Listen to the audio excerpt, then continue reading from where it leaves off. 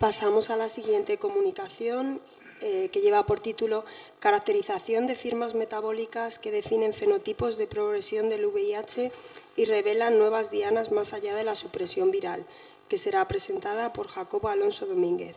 Vale, ok. Pues nada, eso, soy Jacobo, operador del grupo de Biología y Patogénesis en Galicia Sur, en Vigo. Bueno, este es mi trabajo. Entonces, como contexto, ante la infección por VIH, las personas que viven con el virus se pueden agrupar en diferentes fenotipos inmunológicos según una serie de variables clínicas que las es estratificadores de alguna manera, como por ejemplo el TAR, se puede dividir a la gente pues, los naïf, que todavía no tienen tratamiento, los controladores de élite o la gente en tratamiento.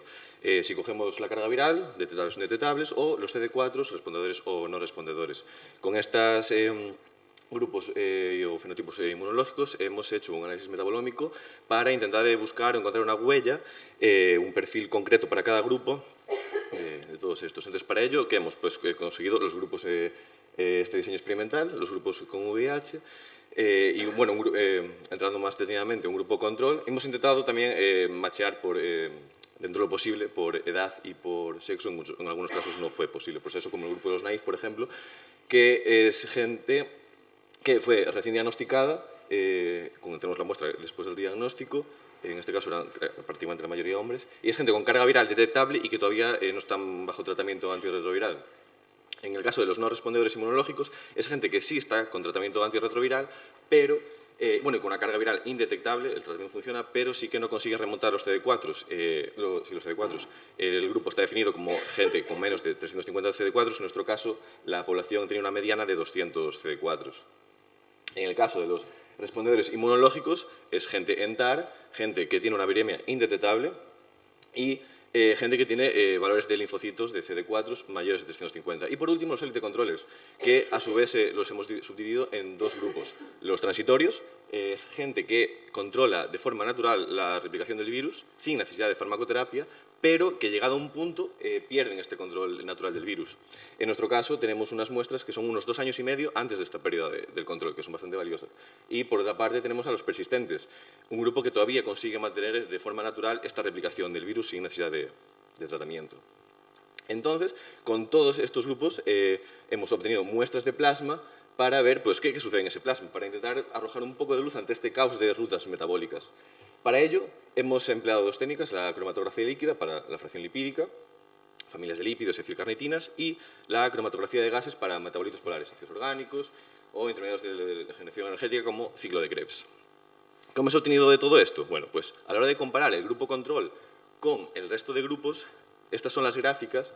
No se ve mucho, pero tampoco es muy relevante porque ahora destaco el pathway más importante. Estas gráficas destacan los 25 pathways más desregulados de cada uno de los grupos respecto a los controles. Ve los metabolitos que pertenecen a cada pathway, cuánto se diferencian del grupo control y más a eso pues da las rutas metabólicas más diferentes respecto a los controles. En el caso de los VIH positivos, el más alto es el metabolismo del ácido araquidónico. Para los naïf, el metabolismo de esfingolípidos, ciclo de la urea no respondedores, metabolismo del almidón y sucrosa, ciclo de la urea y metabolismo del piruvato. Vale, estas son las rutas más desreguladas. ¿Qué implicación tienen cada una de ellas? ¿O qué pueden significar? ¿O cómo las podemos asociar a cada uno de los grupos? Bueno, pues en el caso de VIH, de los VIH positivos, esto ya está súper demostrado, que tienen una persistencia de inflamación. Pueden tener un tratamiento retroviral que funciona súper bien, sin carga viral detectable, con CD4 en valores normales. Sin embargo, hay una inflamación persistente. Bueno, el ácido araquidónico, este ciclo, tiene moléculas como las prostaglandinas, que son moléculas proinflamatorias. En el caso de los naïf, el metabolismo de esfingolípidos, bueno, pues hay una alteración lipídica de las membranas. Se ha visto que el VIH secuestra o modifica o altera la síntesis de lípidos en las células para emplear esta alteración de lípidos a su beneficio para poder infectar células. En los respondedores del ciclo de la urea, en este caso había alterados ciertos aminoácidos del ciclo de la urea que podrían tener algo que ver que lleven a una proliferación alterada de células T, que por ello no tengan un recuento bajo de CD4. En los respondedores, este metabolismo podría tener que ver, al fin y al cabo, este metabolismo de la amidona sucrosa entra en juego azúcares que entran en la mitocondria, dan lugar a la mitocondria. Y en el ciclo de urea, por ejemplo, en controles transitorios también se repite el ciclo de urea. Está hiperactivado, una sobrecarga metabólica. En algunos de los pacientes, en nuestro caso de controles transitorios, además de perder eventualmente la carga viral, algunos de ellos sí que también bajaban CD4, tenían recuentos de CD4 menores de 350, lo cual también se asocia un poco pues, con los no respondedores que mantienen CD4 por debajo de 350. Y por último, los controladores persistentes que tienen el metabolismo del piruvato alterado respecto a los controles. Esto podría ser que haya una adaptación de este metabolismo del piruvato, la obtención de energía, de manera que optimizan este metabolismo y, pues, de alguna manera controlan el virus de forma natural. Por último, nada, muchas gracias al grupo y a todos los participantes del estudio, al comité por elegir esto como una charla oral y a vosotros por escucharlo.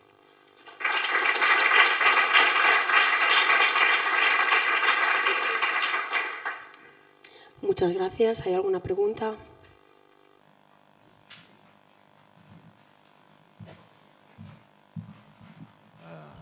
Excelente trabajo. Soy Julia Blanco de Xicaixa. Yo creo que tenéis muchísimos datos y que os va a costar bastante tiempo analizarlo todo, supongo. A mí me gustaría hacer dos preguntas. Una es, habéis hecho comparaciones, ya no tanto con el grupo control, que por supuesto es básico, pero comparaciones entre grupos similares, por ejemplo, no respondedores y respondedores. ¿Cuál es la diferencia metabólica entre estos dos grupos? ¿Habéis empezado a trabajar en esto o tenéis algún dato preliminar? Hemos hecho estas comparaciones. Lo que pasa que me resulta un poco complejo porque, por ejemplo, a ver si me puedo explicar. Si, por ejemplo, en respondedores vemos una alteración del metabolismo del piruvato, en este caso, pues ciertos metabolitos están por encima del grupo control. Vale. Si vemos luego los no respondedores y hay también una diferencia en este mismo ciclo, pero en este caso los metabolitos están por debajo, veríamos diferencias y veríamos una disminución de esos metabolitos, pero al fin y al cabo estos metabolitos serían igual que en controles. Entonces, o al menos yo lo veo como un análisis mucho más delicado, porque habría que poner como en comparación también justo con controles para saber si este aumento o disminución es real o patológico, quiero decir, o está bien. O sea, que no es una disminución, sino es el aumento, no sé si me estoy explicando, es por culpa del otro grupo. Lo hemos hecho, sí, pero bueno, de forma más delicada. Pero yo creo que, bueno, sería, en el caso de los no respondedores, que es un tema que a mí siempre me ha interesado particularmente, yo creo que sería muy bueno hacer un análisis profundo y compararlo con los respondedores. Sí, de hecho, porque tienes una situación muy similar, donde la única diferencia es el número de CD4. Son personas VIH positivas, que están suprimidas, etcétera, etcétera. Sí, de hecho, o sea, recuerdo que hay diferencias y sé que la única comparación que hicimos en la que no había diferencias significativas de grupos de rutas metabólicas sería entre los persistent y los transit controles. Esa es la única comparación entre grupos que no arrojaba diferencias significativas para ninguna. Eso es interesante también. Sí, eso vendrá en un artículo próximamente. ¿No? Hola, muy interesante el trabajo, enhorabuena. Dos preguntas muy rápidas. La primera, no sé si se me ha pasado, pero del ciclo de la urea, lo que has comentado, las alteraciones que has visto en dos grupos, ¿son similares en los mismos puntos del ciclo o los mismos metabolitos? ¿O ves simplemente que se te predice el pathway, pero son componentes diferentes de la vía? No lo recuerdo. Bueno, no te quiero decir porque tampoco no lo recuerdo. Yo creo que había coincidencia, o sea, porque salían muchos metabolitos, y yo al menos habría coincidencia en la mayoría de ellos. No en todos, seguro que no, pero sí que la mayoría, creo recordar que sí que había igualdad de diferencias respecto a controles. Y luego un poco conectando con lo que ha dicho Julia, yo me he fijado que los no respondedores, en la corte que tenías, es verdad que la edad era un poquito mayor, eran casi 55 años, y los controles eran más jóvenes. Sin embargo, los respondedores sí que eran más o menos pues 40 y muchos o así, o sea que a lo mejor sí que te interesa hacer un análisis de respondedor versus no respondedor, o por lo menos controlar quizás algún cambio metabólico que se puede producir por el envejecimiento o simplemente por la diferencia de edad. Ya, vale, ok, bueno, gracias. Y bueno, me gustaría preguntarte, creo que utilizasteis un software, ¿no?, que no permite ajuste por variables confusoras. ¿Habéis considerado realizar análisis estadísticos adicionales ajustando por determinadas variables confusoras, edad, sexo, Sí, bueno, en algunos casos por sexo, bueno, es un poco tal, pero sí, esto fue como el primer análisis que fue como MetaOAnalyst, que simplemente arroja esas tal y no permite, o a menos que yo sepa, permite recoger más variables o que tal, pero sí, luego también se va a hacer estadística más tradicional en el que se pueda hacer un poco para ajustar por confusorias.